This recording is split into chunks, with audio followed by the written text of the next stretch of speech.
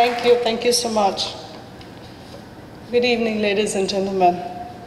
You will forgive me, I'm recovering from a cold and a flu, so please forgive me.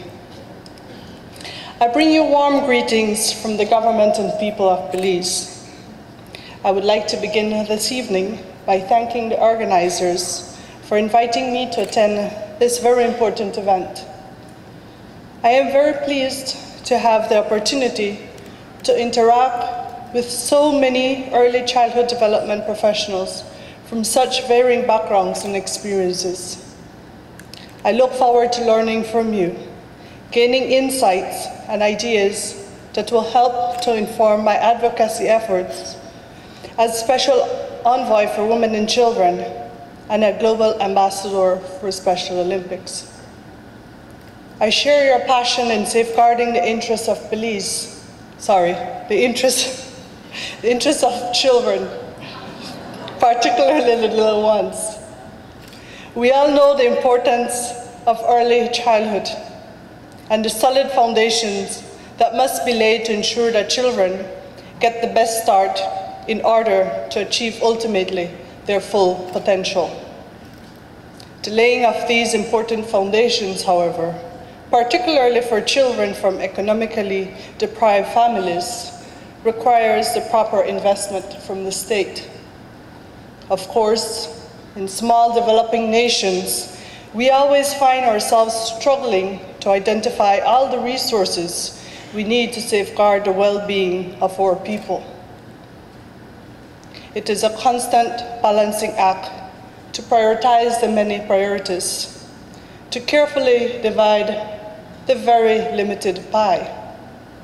And very often, the interests of children get placed quite a ways down that priority list and must take a back seat in terms of resource allocation to more visibly striking development programs. But in this context, it is well to recollect the famous quote of Chilean author and poet Gabriela Mistral, and I quote, "We're guilty of many errors and many faults, but our worst crime is abandoning the children, neglecting the fountain of life. Many of the things we need can wait. The child cannot. Right now is the time his bones are being formed, his blood is being made, and his senses are being developed.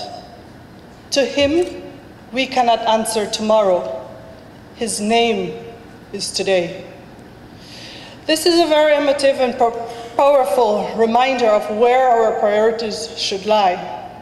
I am therefore very happy to report that in 2004, Belize made a signal decision to properly prioritize its children and to place their interests above the consideration of party politics.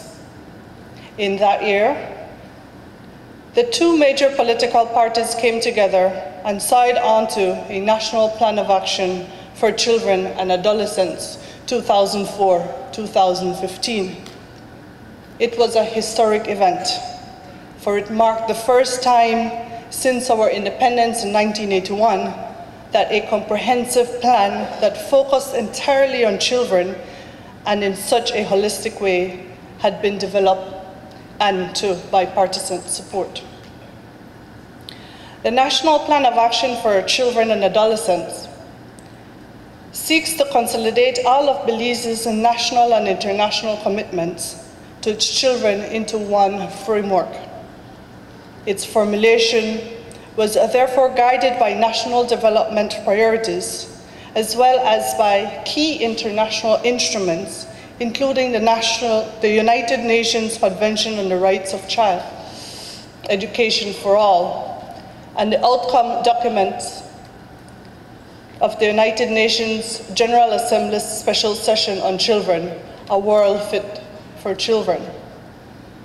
The National Plan of Action has all the essential elements of a good national development plan. It is comprehensive in its intent, considering all the needs of children through the life cycle, and looking at their development holistically by addressing the areas of health, education, child protection, HIV and AIDS, the family, and culture. The targets are realistic as they were set with the input of technical persons in the various areas of attention. Fortunately, many of those technicians are still working in the system. Also, the National Plan of Action has a very robust monitoring and evaluation framework, and a good framework as well for social sector coordination and planning. Our national rights body, the National Committee for Families and Children, has in fact been legally mandated to oversee and monitor the implementation of the National Plan of Action. Belize has realized the many benefits from having a National Plan of Action for children. It has helped us to foster and nurture a culture of evidence-based planning and offered a concrete tool for intersectoral coordination. When resources are limited, then deliberate care needs to be taken to ensure that the impact of these resources can be maximized. And the best way to ensure this is through coordination. The plan therefore provides us with the precise framework required to bring our collective efforts and resources to bear. It is an excellent coordination tool.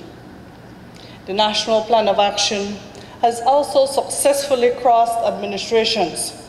At the time of signing, my husband's party was actually not in power, and so he signed the National Plan of Action as the leader of the opposition. But the cross-party accord has helped to ensure that the interests of children have continued to be high on the national agenda. As a matter of fact, the focus has been amplified. This is because the current administration is especially committed and determined to demonstrate that commitment. There is thus an excellent political fit with the NPA goals and targets. As individual parents, we are vividly aware that the nurturing of a child into a well-adjusted, productive adult is a long-term process.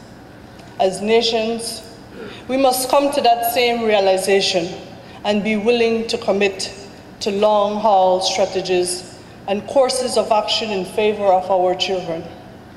We must act on the fundamental recognition that the future of our children indeed rests in our hands.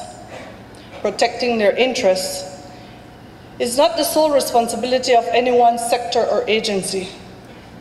Applying the African proverb, "It takes a village to raise a child," to the level of a state or nation, means that all sectors of society need to work together to advance the best interests of children.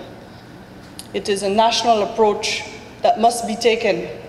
Government, civil society, NGOs, parents, teachers, and the community all need to get on board. The Mistral quote in many ways is a call to arms for those of us who work with on behalf of children.